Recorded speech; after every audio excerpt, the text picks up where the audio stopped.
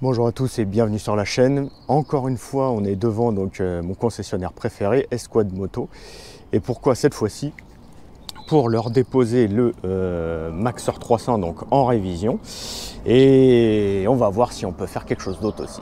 Allez, on rentre dans la concession, je leur dépose le quad et je vais discuter un peu avec eux. Donc ça y est, j'ai déposé donc le Maxer 300 en révision chez nos amis de Esquad Moto. Et je vous avais dit que j'arriverais peut-être à négocier quelque chose. Et donc on se retrouve avec quoi? On se retrouve avec le nouveau Outlander 700 de chez Can-Am. Donc encore une fois, hein, merci à Esquad Moto qui me permet donc de vous présenter ce Outlander 700 de chez Can-Am, bien entendu. Donc Outlander 700 nouvelle version, modèle 2024, avec un moteur donc 700 cm3 de chez nos amis Rotax. Alors ce Outlander 700, déjà d'un point de vue d'un point de vue extérieur. Donc châssis long avec une place pour un passager. Le passager est plutôt bien loti, avec un dosseret bien confortable, des poignées de maintien qui sont de taille généreuse, si l'on peut dire. Un siège avec un petit blocage sur l'arrière et sur l'avant pour avoir une position confortable, et bien entendu donc des repose-pieds. En plus donc des repose-pieds, des cale-pieds au repose-pieds conducteur, vous avez des repose-pieds rehaussés pour le passager. Donc ce Outlander 700, c'est un quad bien entendu 4 roues motrices, avec le 4 roues motrices engageable ou désengageable. L'avantage de ce Outlander 700, c'est que Can-Am donc a apporté quelques petites modifications et quelques petits ajouts qui sont assez sympathiques, comme par exemple ce coffre. Donc sans avoir à investir dans un coffre supplémentaire, si l'on peut dire, vous avez bien entendu tout de même les attaches rapides Can-Am. Vous avez un petit coffre sur l'avant, je vais essayer de l'ouvrir une main, voilà. Vous avez un petit coffre sur l'avant. Comme vous voyez, ça permet déjà de mettre un sac à dos, déjà. Donc là, j'ai tout mon matos pour la vidéo, mais ça vous permet de mettre un sac à dos. Et vous avez un peu de place sur les côtés pour, alors que ce soit la trousse à outils d'origine ou une autre trousse à outils.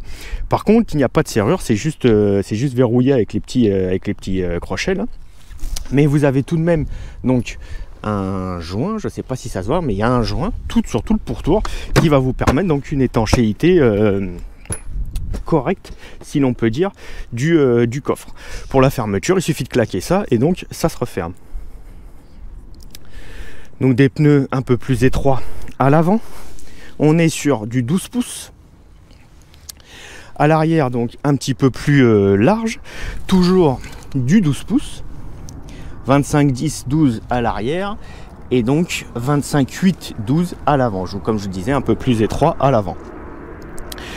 C'est des jantes aluminium, hein. Franchement les jantes, alors on va attendre que l'avion soit passé. Donc comme je vous disais, ce sont des jantes en aluminium. Franchement elles sont sympas, avec le petit cache central Can-Am là noir, avec les écrous, les goujons de roue là qui sont noirs. Franchement c'est pas mal, les jantes sont jolies. Ici vous voyez donc l'échappement en inox d'origine, donc c'est des échappements atypiques de Can-Am, avec la sortie d'échappement et le gros la grosse gamelle à l'arrière en transversale. Homologation T3, donc vous avez votre attelage bien entendu. Suspension donc indépendante à l'arrière avec vos amortisseurs, vos cardans, votre différentiel, votre prise d'attelage et idem de l'autre côté. Donc c'est de la double triangulation avec bien entendu donc des bras oscillants qui sont bien renforcés, bien épais. Vous avez de belles soudures. Vous avez un attelage qui a un démontage rapide avec la goupille. Vous décliquez la goupille, vous sortez la goupille et vous pouvez démonter donc votre tête d'attelage sans outil. Et ça, c'est vraiment pas mal par contre. Alors, ensuite, il faut le remettre. Voilà. Et pour le remettre, vous décliquez la coutille et c'est bon. Donc ça, c'est pas mal. Ça, c'est vraiment pas mal ça. Alors, vous avez tous vos feux arrière. Vos feux arrière, déjà, ils ont un style assez sympathique. Je ne sais pas si c'est de la LED, ça a l'air d'être de la LED. Je ne dis pas de bêtises, mais ça a l'air d'être de la LED sur les feux. L'éclairage de plaque, c'est de la LED aussi, donc le feu arrière de l'autre côté. Sur l'arrière, vous avez bien entendu votre porte-bagages traditionnel, mais autre chose sympathique auquel Can-Am a pensé, donc pareil, sans l'ajout d'un, entre guillemets, d'un coffre supplémentaire à l'arrière, vous avez ce petit rack là, qui va donc vous permettre de déjà de poser, tout du moins de pouvoir trimballer quelques comment dire, je dirais pas jusqu'à dire des bagages, mais quelques petits éléments, quelques petites choses que vous voulez embarquer sans avoir donc de coffre supplémentaire à acheter. Ici vous pouvez voir votre barre anti-roulis avec un frein donc sur les 4 roues, avec des durites aviation. Et là vous voyez sur les cardans, je ne sais pas si vous allez voir là, mais sur les cardans on voit une couronne, et généralement ça sert à l'ABS. Alors du coup j'aurais tendance à dire donc que ce modèle est équipé de l'ABS, et si tel est le cas, et c'est vraiment pas mal. Du coup vous pouvez voir donc le châssis avec une protection en plastique. Sur le dessous, on voit un petit peu la protection ici en plastique là. Donc châssis tubulaire en acier, un standard, j'ai envie de dire. Ici, vous avez votre réservoir en carburant avec donc le bouchon qui se trouve ici. Bouchon qui n'a pas de clé. C'est un peu dommage de ne pas mettre de série des bouchons à clé, je trouve. Bon, après, ça doit être disponible en option, hein, je pense. Votre commande, votre commande de vitesse, on va dire, avec le traditionnel parc, reverse, neutre, gamme longue, gamme courte. D'un point de vue tableau de bord, alors vous avez vos traditionnels rétroviseurs, vous avez votre switch 4 roues motrices, 2 roues motrices, vous avez votre switch pour le mode de conduite sur le dessus. Quand je vais mettre le contact, vous verrez comment ça fonctionne. Vous avez votre frein, bien entendu, frein à main, frein au pied à la pédale ici. Vous avez votre commutateur plein phare, feu de route, appel de phare. Le bouton pour la mise en route, c'est ce qui sert de contact, parce que vous allez voir, il n'y a pas de clé de contact. C'est un petit bidule qui est assez marrant d'ailleurs. Warning, clignotant et votre klaxon. Donc comme je vous disais, donc pour la clé de contact, donc dernière chose, là vous avez vos petits voyants donc qui vous indiquent vos clignotants et vos feux de route. Et le compteur, mais ça on y reviendra tout à l'heure. Donc comme je vous disais, vous allez me dire, il n'y a pas d'emplacement de clé de contact, il n'y a rien du tout. Bah non, parce que c'est une petite biroute comme ça qui va servir donc de démarrage au quad.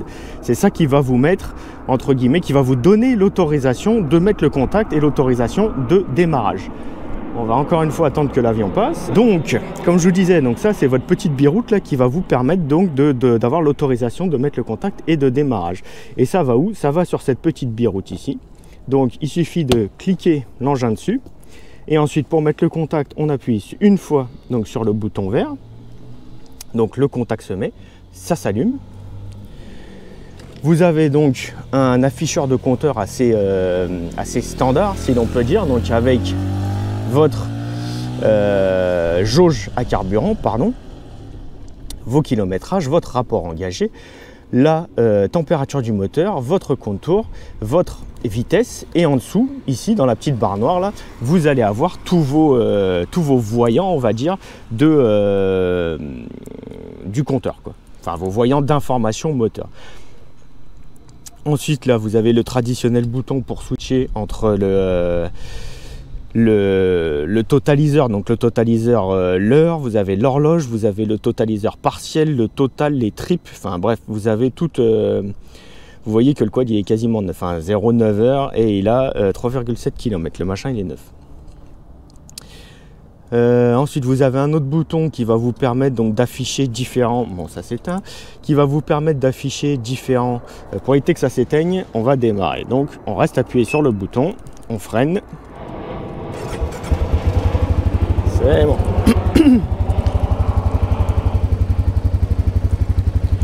Donc là vous avez vos différentes informations avec votre vitesse average, donc vitesse moyenne, température moteur 50 degrés, la tension batterie 14 volts 4, la configuration. Donc ça c'est là que vous allez rentrer dans le menu config, on va dire, du quad.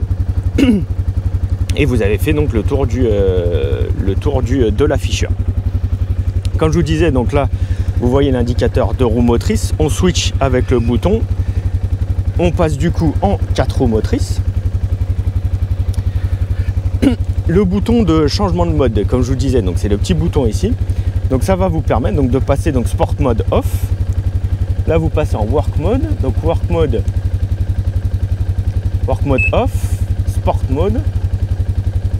Et la différence entre le work mode, donc là on est en work mode, donc ça va adapter le fonctionnement de la CVT en vous donnant plus de couple, on va dire, et au détriment entre guillemets des performances de VMAX et compagnie. Par contre, quand vous passez donc en mode sport, vous avez le petit mode sport qui s'affiche, c'est l'inverse, ça vous donne un peu plus de pêche, on va dire, sur le fonctionnement moteur. Alors, d'un point de vue équipement avant, parce que là on a fait le tour d'un peu partout, sauf à l'avant du véhicule. Alors, vous avez bien entendu votre radiateur, vos suspensions, vos triangles qui sont protégés. Vous avez une petite protection en plastique là. Alors, contrairement au CF Moto que j'ai, là les triangles donc, ne sont pas courbés. Donc vous avez, avec le CF Moto, c'est vrai que ça vous donne un petit avantage là ici là sur le franchissement, sur la garde au sol. Mais comme vous pouvez le voir, donc là comme je vous dis triangle droit, mais on a une garde au sol qui est tout à fait respectable, si l'on peut dire. Vous n'avez pas de treuil, donc il y a l'emplacement, mais il n'y a pas de treuil. Votre différentiel avant, votre direction assistée, vous voyez la grosse tripa, il a le gros module, ça c'est votre direction assistée. Transmission par cardan, hein, bien entendu. Vous avez donc des petits feux, les petits feux de jour là avec les veilleuses à LED là qui sont assez sympathiques. Vous avez vos phares lenticulaires qui sont allumés, pareil. On est tout sur du full LED, bien entendu. Vous avez vos petits clignotants ici, là, les petits trucs orange. Et globalement, c'est un quad qui a, il a une sacrée tronche. Hein. Franchement, il a une belle gueule ce quad. Il est assez massif. Hein. Là, c'est un châssis long. Hein. Mon Seaforth 520, c'est un châssis court. Là, on voit tout de suite qu'on est sur un châssis long. Donc voilà, on a un petit peu fait le tour du propriétaire, on va dire, de l'extérieur. Ah si, attendez, j'ai oublié de vous montrer. Vous avez votre prise 12 volts, donc prise allume-cigare, 12 volts. Vous avez donc des entrées d'air de chaque côté du tableau de bord. Et vous avez un petit compartiment, pareil, pour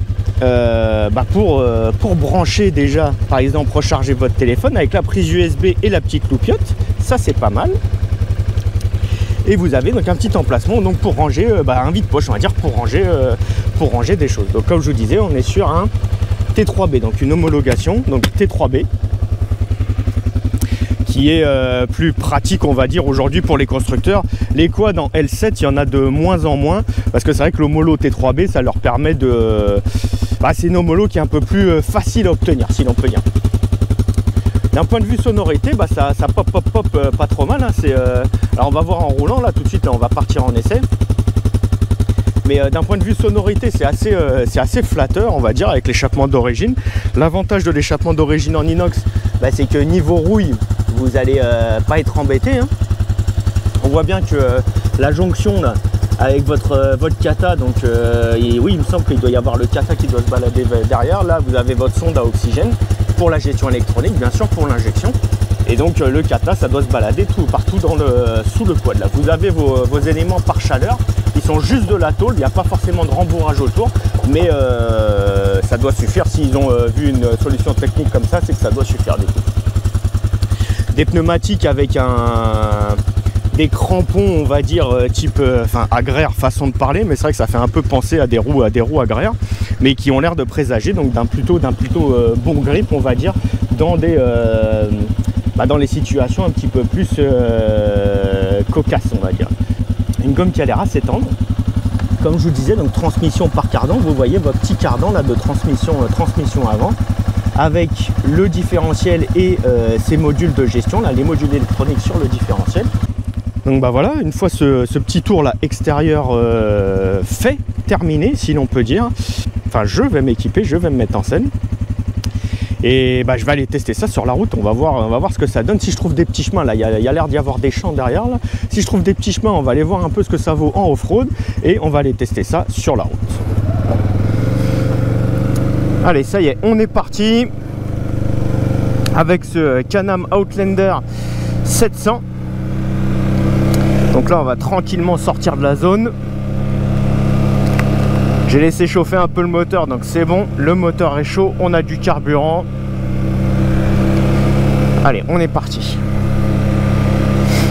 Donc ce Can-Am Outlander 700, donc un 700, bah, on s'attend à un niveau de performance, on va dire, élevé, si l'on peut dire. Déjà, ça freine bien, c'est déjà une bonne chose.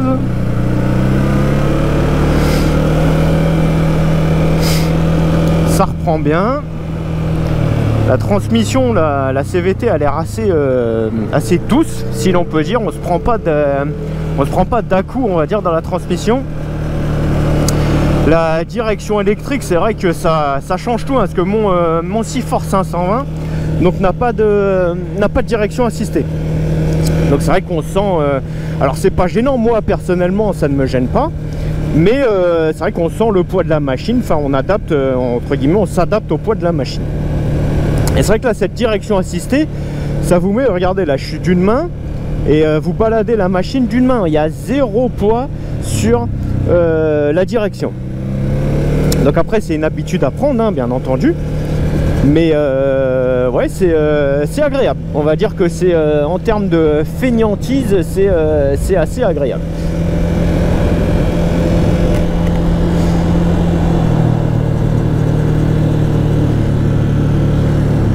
Allez, on va passer par le petit chemin là,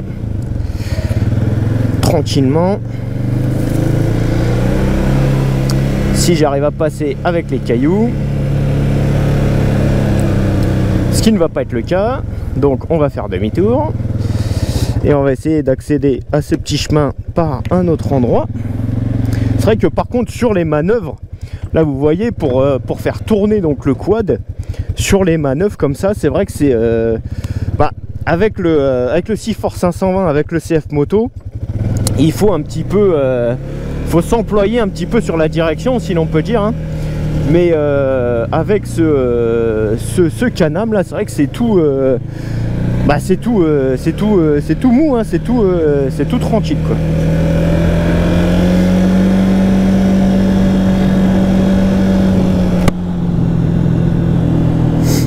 Les commandes sont agréables, hein. Les commandes au guidon sont agréables, on a tout à portée de la main. Les clignotants ne sont pas type moto, donc c'est pas vous mettez à droite, vous appuyez au centre pour désactiver. C'est un peu comme sur le high-track où il faut remettre le commodo, on va dire, sur le centre pour désactiver les clignotants. Et là on devrait pouvoir accéder au chemin. Donc là tranquillement, voilà.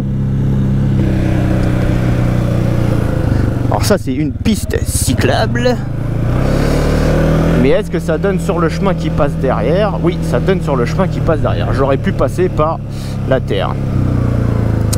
Alors, on va tester un petit peu les freins. Le frein sur la poignée, c'est que les freins avant. Et par contre, si on passe sur la pédale, donc les freins au pied, normalement, voilà, là on est en freinage couplé. Donc freinage couplé. Et sinon normalement on devrait avoir que, alors le frein avant ou le frein arrière, je ne sais pas. J'ai l'impression que c'est le frein avant. Mais je pense donc, encore une fois, j'ai pas de certitude là-dessus. Je demanderai au gars de chez Esquad, là, de chez Esquad Moto, sur lequel est en couplé, lequel n'est pas en couplé. Mais dans les deux cas, ça freine bien. Il n'y a pas de souci de ce côté-là. Dans les deux cas, ça freine bien. Et alors, est-ce que c'est de l'ABS ou est-ce que c'est pas de l'ABS? Et bon, on va tester ça tout de suite. On va se lancer un petit peu et on va voir si ça glisse. Ah, ça glisse pas, hein. Donc à mon avis c'est une machine qui est équipée de l'ABS. On essaye avec la pédale, pardon. Ah, ça ne glisse pas, donc la machine est bien équipée de l'ABS. Et on sent hein, d'ailleurs la pédale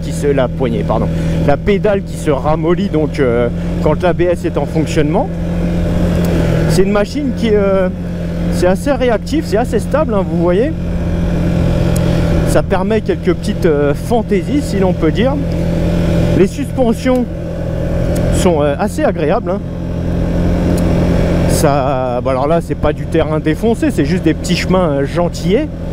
Mais c'est, on ressent très peu les aspérités de la route. La machine est bien suspendue. Ça prend bien des appuis. Par contre, c'est vrai qu'avec la direction assistée, vu que vous avez très peu de ressenti, si l'on peut dire, dans la direction, il faut faire attention à pas mettre des gros coups de guidon parce que sinon ça peut vite vous foutre par terre, j'ai envie de dire. C'est ça un peu l'un des inconvénients de ces directions assistées, c'est que vu que vous avez moins de ressenti dans votre guidon, ça vous avez tendance à mettre trop de guidon là, comme je suis en train de faire là, et du coup ça vous ça balade un peu la machine dans tous les sens.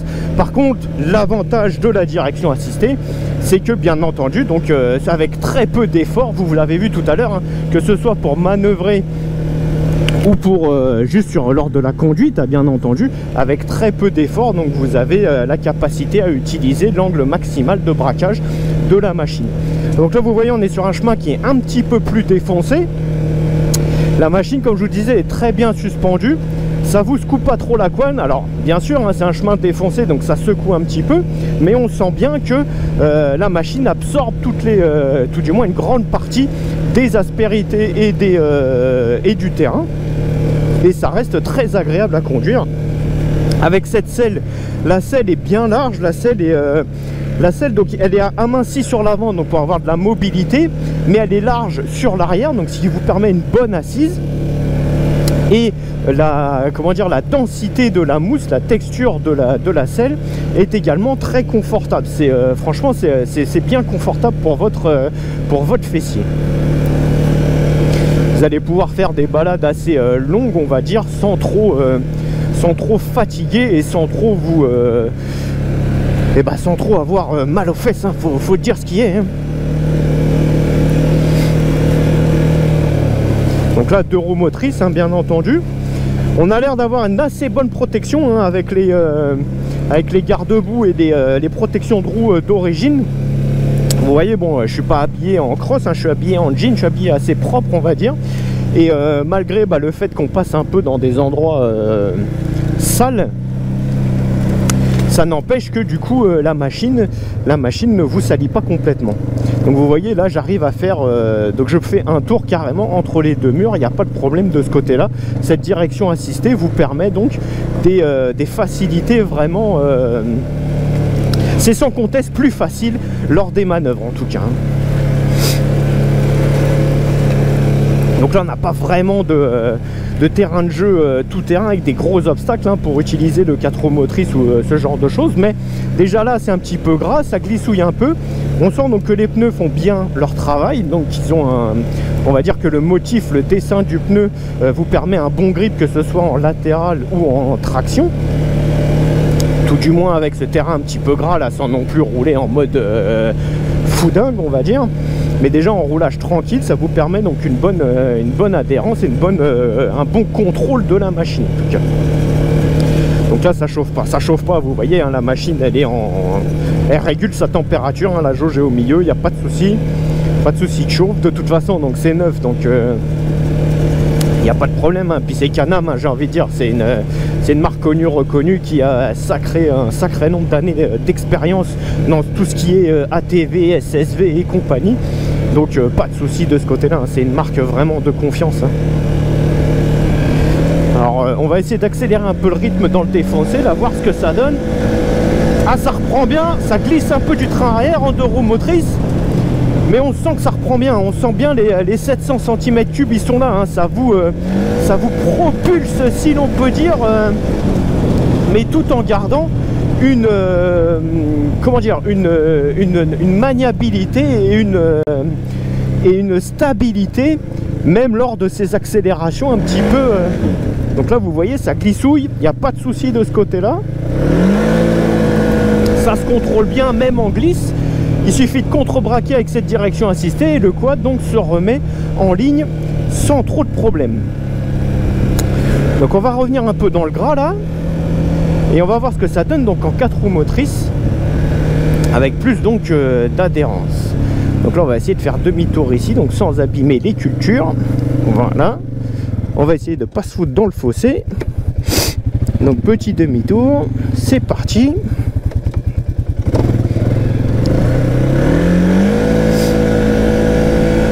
Ça tracte, hein, ça à 700 cm3, hein, puis ils savent ce qu'ils font chez Can-Am. Donc entre le moteur Rotax qui n'est plus à démontrer ou à discuter, si l'on peut dire, il n'y a aucune discussion possible sur les moteurs Rotax, mais entre le savoir-faire Rotax et le savoir-faire Can-Am, c'est vrai qu'on a une machine qui a un comportement globalement très satisfaisant.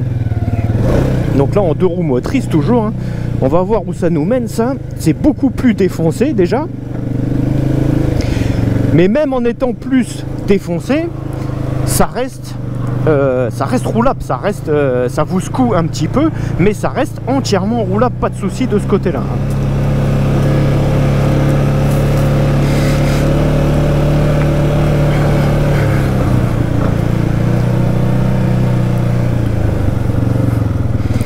Là on va monter un petit peu là sur la colline, même en 2 roues motrices, vous voyez, il n'y a pas de souci, hein, ça grimpe, il n'y a vraiment pas de problème de ce côté là. Alors c'est un endroit que je connais pas trop, hein, donc on va essayer de pas vraquer la machine, parce que là ça a l'air de descendre un peu à pic. Si, là on devrait pouvoir descendre par là, je pense, gentiment. On se met sur l'arrière et ça descend, il n'y a pas de souci, hein, et voilà. Donc là, petit chemin assez sympathique, tout du moins pour l'usage tout terrain.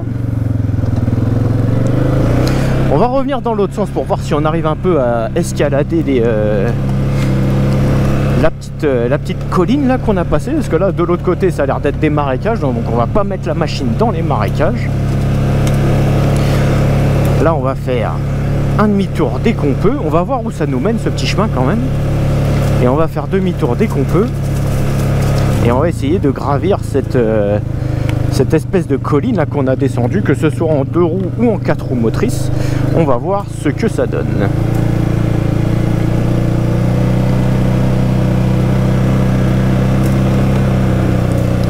Ah, ici ça me paraît pas trop mal pour faire demi-tour.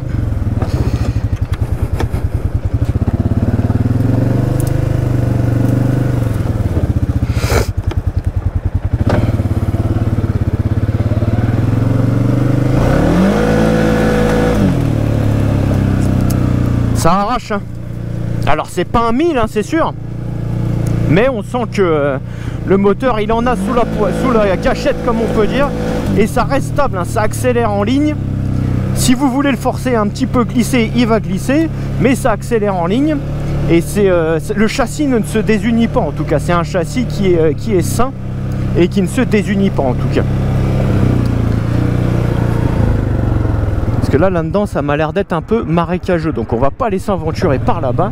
Par contre on va essayer donc de gravir cette petite colline. Alors déjà là on est en 2 roues motrices et en rapport long, enfin en gamme longue, donc on va voir ce que ça donne. Et bah sans problème, hein. Il y a vraiment 0 problème. Donc ça prouve bien, hein, que ce profil de pneumatique déjà est bon, que la CVT est donc bien calibrée aussi, hein, pour vous permettre de tout de même avoir du couple et donc de pouvoir gravir les obstacles sans trop de problématiques. Bon, par acquis de conscience non, mais juste pour la beauté du geste, pour la démonstration on va dire. On va se mettre en 4 roues motrices et en gamme courte pour voir ce que ça donne.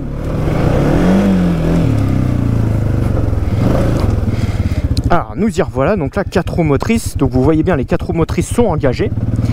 Rapport long, gamme longue pardon, bah, ça monte sans problème hein, également, hein. C'est avec encore plus de facilité que en 2 roues motrices, bien entendu. On sent que la CVT force un petit peu, mais elle monte sans problème hein. Donc là on va réitérer l'exercice, mais en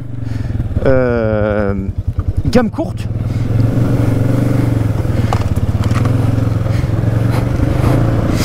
Donc là on a dit 4 roues motrices, gamme courte. Et là normalement juste sur le couple hein, ça devrait y aller tout seul. Regarde, il n'y a pas de souci. Là on est juste sur le, pas le régime du ralenti, mais on est sur juste sur le régime couple hein. Il n'y a aucun problème de ce côté là hein. Il n'y a pas de secret hein. En même temps, bon, si des machines comme ça n'arriveraient pas à monter ce genre de choses, il faudrait commencer à se poser des questions, mais c'était juste pour l'exercice, on va dire, l'exercice de style, pour voir ce que ça donne, donc un peu dans des terrains un peu plus accidentés. Est-ce qu'on va pousser le vis à essayer de monter ici? Allez, on va voir ce que ça donne.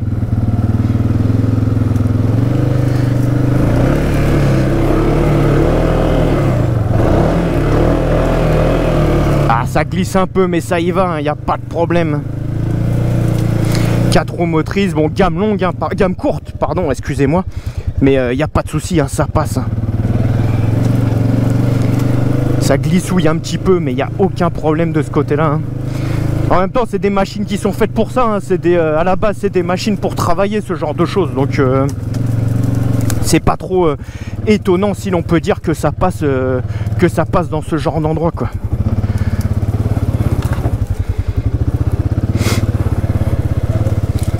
Donc là, on se décale bien sur le côté.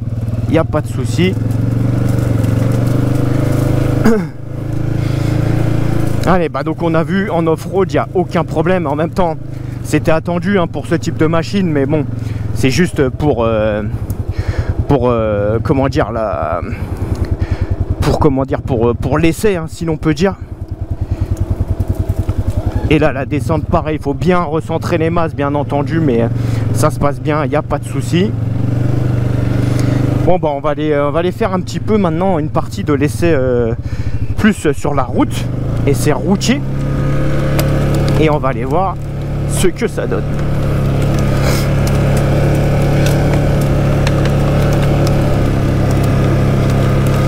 Donc là, comme je vous disais, que ce soit les chemins ou vraiment le tout-terrain, c'est des machines qui sont faites pour, c'est des machines qui sont adaptées, donc aucune problématique de ce côté-là, bien entendu. Et maintenant, on va aller voir un peu le comportement sur asphalte, sur la route, pour voir justement comment ça se comporte, si c'est stable, si c'est agréable à rouler, pour plus les personnes qui vont utiliser donc ce quad, enfin qui voudraient utiliser ce quad sur du routier, on va dire. Et ça reprend bien, ça marche fort, hein. Il n'y a pas à tortiller, ça marche correctement.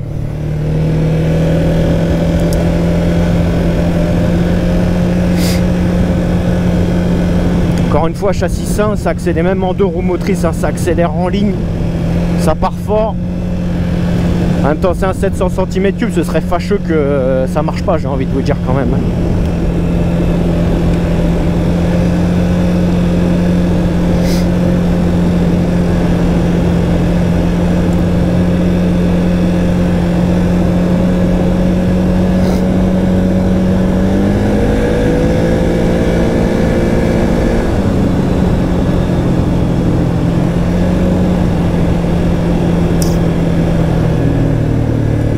Passer trop vite pour pas déranger les gens, enfin tout du moins déranger les gens le moins possible.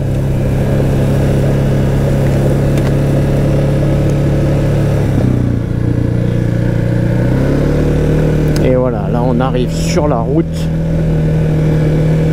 on va voir un petit peu ce que ça donne.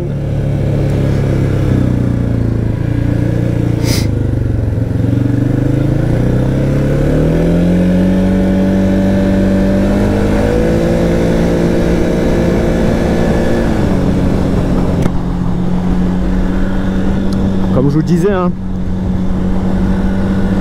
même sur l'asphalte, si sur la terre ça accélère correctement, sur l'asphalte cela ne peut que marcher correctement, bien entendu. c'est agréable à rouler, ça reste confortable.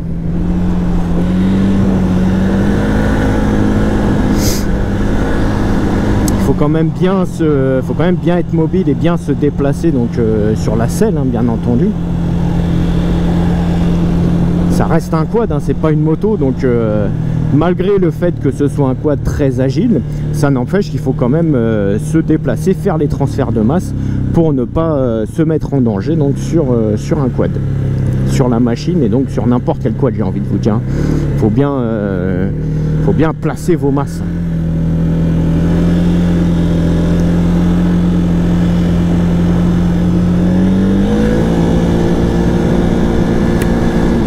Le 50 à 70 km/h, on le fait très vite, enfin très vite. C'est pas non plus une roquette, hein, c'est pas non plus un vaisseau spatial, mais ça marche correctement quand même. Il n'y a aucun problème de ce côté-là. Allez, on va voir ce que ça donne en vitesse de pointe. Si on se trouve un petit endroit sympathique où on dérange pas. Il faut faire attention au vélo a priori. Ah, mais je sais où on va aller. Ouais, je vais vous emmener à un endroit où on va vraiment pouvoir voir à peu près donc la vitesse de pointe de ce quad. Je connais pas, hein, c'est pas forcément mon coin, c'est pas ma région ici, donc je réfléchis en même temps que je vous parle, mais je pense que j'ai trouvé un endroit adéquat, tout du moins pour voir ce que ça donne donc en vitesse de pointe. Et là, tranquille. En roulage tranquille, c'est aussi très agréable, pardon, bien entendu. Hein. Encore une fois, cette direction assistée là, c'est bluffant. Hein. C'est tout mou. Hein. C'est vraiment tout mou. Alors, moi, j'avoue, ce que j'aurais kiffé, c'est une direction assistée, mais variable. C'est-à-dire que donc, à basse vitesse, pour les manœuvres, on a une direction qui est vraiment assistée à mort et toute mollassonne, hein, si l'on peut dire. Mais dès que quand on prend de la vitesse, au fur et à mesure que la vitesse augmente, on aurait une direction donc qui se durcit, donc pour éviter les problématiques donc à haute vitesse d'avoir une direction un peu trop souple. Ça, ce serait, j'avoue, ce serait la cerise sur le gâteau. Ce serait d'avoir une direction assistée variable comme ça. Ça, j'avoue, ce serait vraiment top. Mais d'un point de vue sur les quads, je sais pas si ça existe. Je sais pas si c'est monté ce genre de produit. Sur les voitures, oui. Mais sur les quads, je ne sais pas si c'est monté.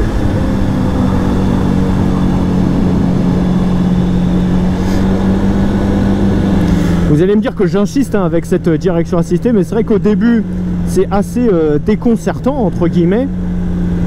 Mais une fois qu'on a pris l'habitude, si l'on peut dire, c'est vraiment agréable.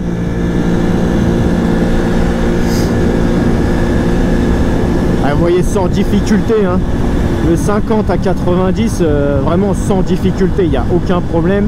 Comparé au C-Force, donc au C-Force 520, on sent vraiment que déjà il y a de la cylindrée en plus, et puis il y a bien entendu de la puissance en plus hein, également.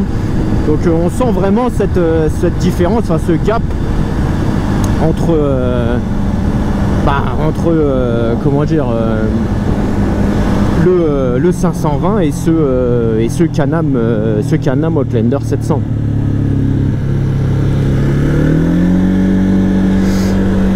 Mais c'est normal, hein, ce serait fâcheux qu'il n'y ait aucune différence, hein, j'ai envie de vous dire. Hein. Mais ça reste très maniable, très agréable à rouler.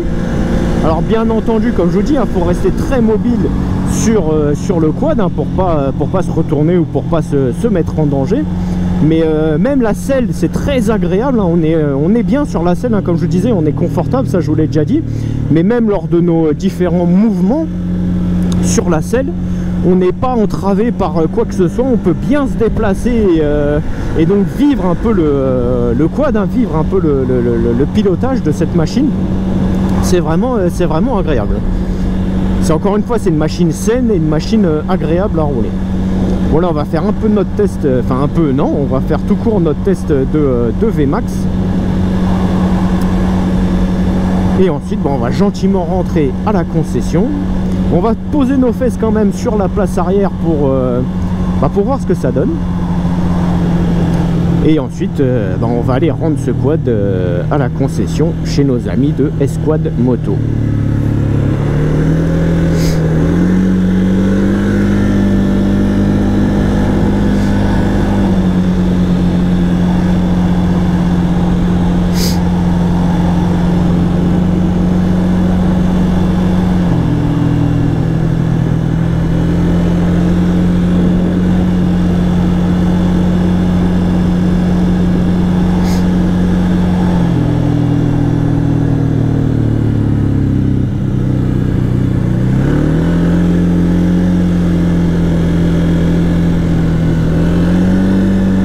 Rassurez-vous, on va pas aller sur l'autoroute, on va juste aller sur la bretelle d'insertion pour voir ce que ça donne en VMAX sans être hors la loi, mais on ne va pas s'engager sur l'autoroute, bien entendu.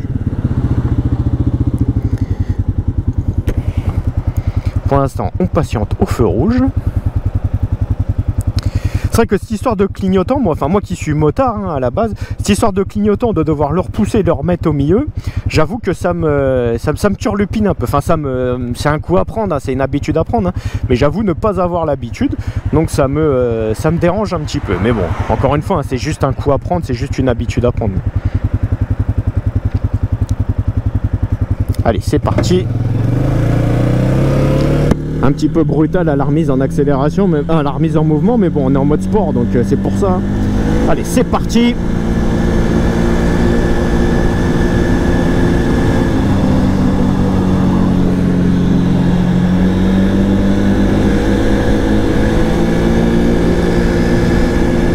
Je sais pas si on va y arriver, il y a l'air d'y avoir pas mal de trafic.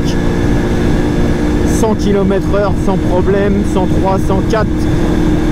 104, là on sent que le moteur il pousse plus, donc il doit être régulé électroniquement à 104 km/h maxi.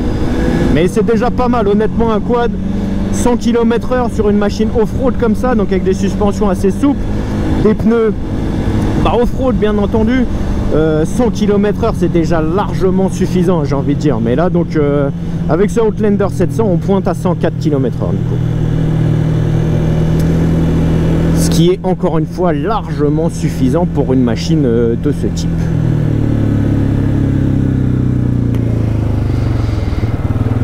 Bon bah allez, là on est sur le chemin du retour vers la concession. Arrivé à la concession, on se mettra sur la place arrière. Je vous ferai un petit peu le ressenti côté passager, si l'on peut dire. Et ensuite il sera l'heure de rendre la machine à leur propriétaire, donc la concession Esquad Moto. Encore une fois, là, bon, pendant qu'on est dans les bouchons, entre guillemets, la sonorité, même avec l'échappement d'origine, la sonorité est assez flatteuse. C'est pas, alors c'est pas un full échappement de la mort qui tue off-road, mais la sonorité est assez agréable, est assez flatteuse. Et c'est assez sympathique d'avoir des échappements d'origine qui ne sont pas non plus dérangeants, si l'on peut dire, mais qui sont tout de même agréables à entendre, quoi. Et surtout, encore une fois, comme je vous disais pendant la partie statique de la vidéo, donc la ligne d'échappement a l'air d'être en full inox, donc c'est un gage de qualité et de longévité. Surtout si vous roulez, alors que vous rouliez sur route avec que ce soit le sel d'hiver ou les intempéries, mais si vous roulez donc en off-road, donc avec la terre, la flotte, la moisissure, l'humidité et compagnie, d'avoir une ligne en inox, c'est vrai que c'est un gage de longévité et de qualité de votre ligne d'échappement, parce que dès qu'on commence à avoir des catalyseurs et compagnie, les échappements c'est rarement pas cher, si l'on peut dire, c'est même souvent pas donné. Donc encore une fois, c'est une bonne chose d'avoir, c'est un peu là-dessus qu'on voit aussi qu'on juge entre guillemets la qualité des différentes marques. C'est au souci à porter à tous ces petits détails qui sur la longévité de la machine ne sont plus forcément des détails, parce que si vous gardez votre machine assez longtemps pour la foutre en l'air, on va dire, enfin tout du moins pour arriver à bout de la ligne d'échappement, s'il faut encore cracher un billet de 1000 € dans la ligne d'échappement parce que y a un trou avec la rouille, ça fait quand même mal par où ça passe, j'ai envie de dire. Donc c'est ce petit souci du détail qui fait la différence aussi entre les grandes marques et les marques un peu plus cheap, si l'on peut dire, quoi. On a un bon feeling sur les freins. C'est vrai que ce soit la prise des freins, si on doit freiner assez fort, ou sur, comment dire, sur des légers freinages, juste pour placer, changer les masses un peu de la machine, on a un très bon feeling avec ces freins. C'est une machine aboutie, il n'y a pas de secret, il faut dire ce qu'il y a, c'est une machine aboutie, même quand ça glissouille un petit peu, on contre-braque, c'est une bonne machine, honnêtement c'est une bonne machine et c'est une machine aboutie, quoi.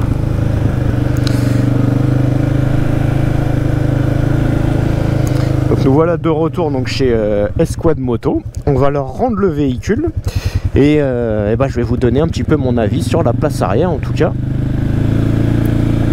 sur la place du passager.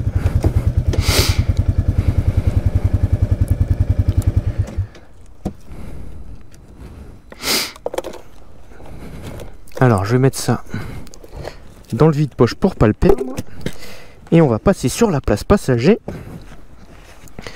Le dossier est quand même le dossier est confortable, il n'y a pas pas trop se poser de questions. On a un bon maintien, donc que ce soit donc en latéral, vous voyez c'est le quad qui bouge quand je bouge en latéral, mais que ce soit donc en latéral avec le dossier, on a un bon maintien du dos là. Avec les poignets, on a différentes prises possibles sur les poignets. Ça reste c'est la position est confortable, on n'est pas trop sur l'avant, pas trop sur l'arrière. La position, donc l'assise est confortable, la selle c'est la même comment dire, c'est la même dureté, c'est la même matière que la selle conducteur, donc on est également très confortable sur la selle. On a un bon maintien, c'est confortable. Les pieds, pareil, les pieds, on a des donc les cale-pieds, on peut soit mettre les pieds plus près du châssis, soit les mettre un peu sur le côté avec des bouts de plastique là qui vous bloquent un peu vos semelles. Et on peut bien se mettre en appui sur le dos, bien se caler, par exemple dans les phases off-road un petit peu plus tendancieuses, si l'on peut dire. On peut bien se caler et bien se maintenir avec les poignets. C'est solide, vous voyez, je tire sur la couenne, c'est assez solide. Non, franchement, il est bien le passager en fait, il est bien loti le passager, un petit peu rehaussé par rapport au conducteur, donc pour avoir une vision un petit peu plus de ce qui se passe devant.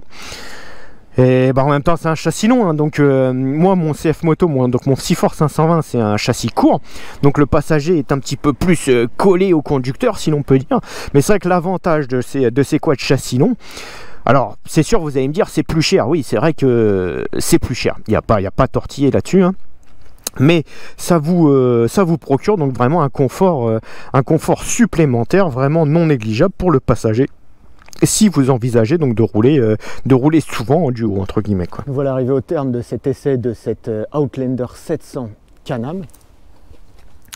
Encore une fois, très bonne machine, homogène, facile à rouler, vraiment une bonne machine. Encore une fois, merci beaucoup à Esquad Moto de nous avoir, de m'avoir en tout cas prêté ce Outlander 700 pour pouvoir vous proposer cet essai. Merci à vous d'avoir regardé la vidéo. Abonnez-vous, cliquez sur like. N'oubliez pas d'activer les notifications pour ne jamais rien louper. Et on se retrouve très bientôt dans la prochaine vidéo. Allez, salut! Even when you feel low, you can still go. Even when you feel slow, you can still go. Even when there's no hope, you can still go. I never answer to no, man, I still go. Go, go, go, go, go, go, go, go, go, go, go, go, yeah, go, go, go. Hustle hard, hustle every single day. I'll be making moves till I'm buried in my grave. To the system, I don't wanna be a slave. I've been doing shit my way, or the highway.